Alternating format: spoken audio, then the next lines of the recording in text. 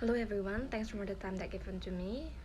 Before I'm gonna explain the characteristic of TEYL and characteristic of early bilingualism. I would like to introduce myself first. My name is Ida Ayumadi Casya Pramanandiani, but you can call me Dewi Casya. I'm from 5B English Education Department. Now, move to the video. First, I'm gonna explain about the characteristic of the EYL students. First is children are lively and kinesthetic beings as they grow. Young learners balance their high levels of energy with critical thinking and independence. Two, young learners may become completely absorbed in both physical and mental activity. On the other hand, their contraction does not last very long. 3. Younger students are less self-centered in their personal relationship and more ready to form groups and take part in some activities and games. 4. Their children intelligence increase steadily and special abilities begin to emerge toward as they grow. Their capacity to form concepts also increase, although some concepts are slow in developing. And last, young students memorize easily at this age. Good and bad experience have long-lasting effect.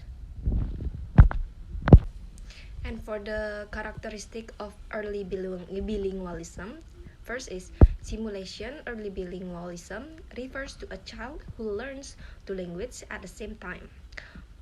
From birth, this generally produces a strong bilingualism called adaptive bilingualism.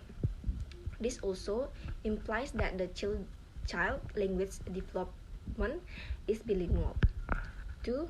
Successive early bilingualism refers to child who has already partially acquired a first language and then learn a second language early in childhood. For example, when a child moves to an environment where the dominant language is not his native language. This generally produces a strong bilingualism or adaptive bilingualism. But the children must be given time to learn the second language because the second language is learned at the same time as the child learns to speak. This implies that the language development of the child is a partly bilingual. And for the principle of the early bilingual method, first is the understanding of word and sentence in foreign language. It can be made easier by the use of mother tongue. 2. There is no need to create an artificial situation for explaining the meaning of the word and sentence of the target language. 3.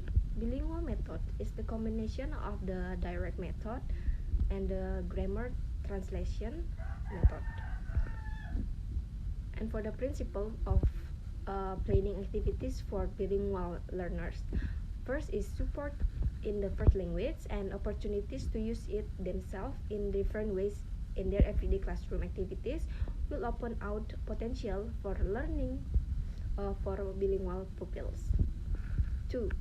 Promoting home language at the school is an important way to support homeschoolings and encourage families and schools to work in partnership. Third, talk is one of the most important channels and tools for learning. Pupils construct their knowledge in the classroom in all subjects through talk and so need every possible opportunity to explore the ideas and the concept through talk, not just English and the literacy hour. And 4. The best writing develops from powerful and meaning personal experience, usually mediated by talk. Before beginning extended writing activities, pupils also need to change for collaborative discussion and planning. 5. Knowledge of more than one language promotes awareness of language system and structures. The last is all learning, and especially language learning is engaged the strengthened by opportunities for hands-on experience. And for the principle of bilingualism, first is bilingualism is an asset that should be fostered. Research increasingly shows that cognitive, cultural, and economic advantage of bilingualism. Children who have the opportunity to speak two languages should be encouraged to maintain both, so they can enjoy the benefit that may accompany bilingual status. There is an ebb and flow to children bilingualism. It is rare for both languages to be balanced. The false argument is sometimes that encourages the native language at home prevents children from developing either language well.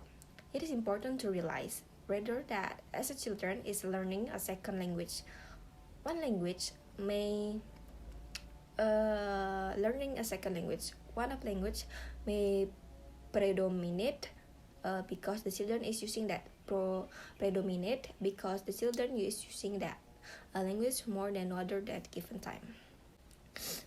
3. There are different cultural patterns in language use.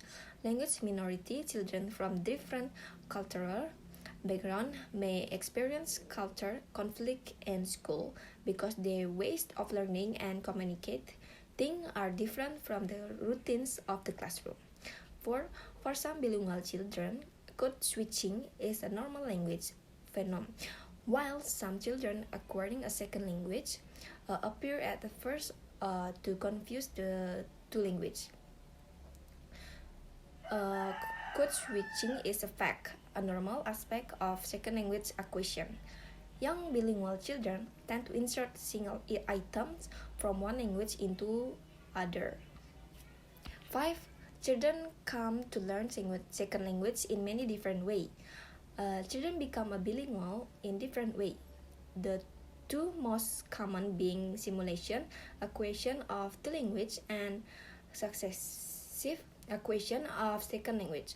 A child under the age of 3 who is exposed to language usually experience simulation acquisition. If the child is exposed to second language at an older age, successive acquisition usually occurs. And for the key principle of teaching English young learners, first is build teaching around activities and physical movement. Link language learning to physical activities by having children used to and hear English for making things, drawing pictures and completing a puzzle, labeling pictures, matching words and pictures, playing games, acting out movement in response to instruction, and other activities that involve hand, eyes, and ears. 2. Build lessons around link activities. Since young learners have limited attention spans, it is important to include several short activities in a lesson to move quickly from one activity to another. 3.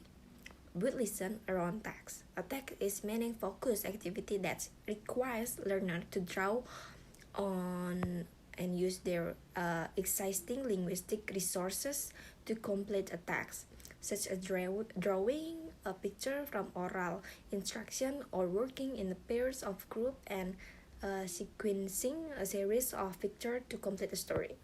4.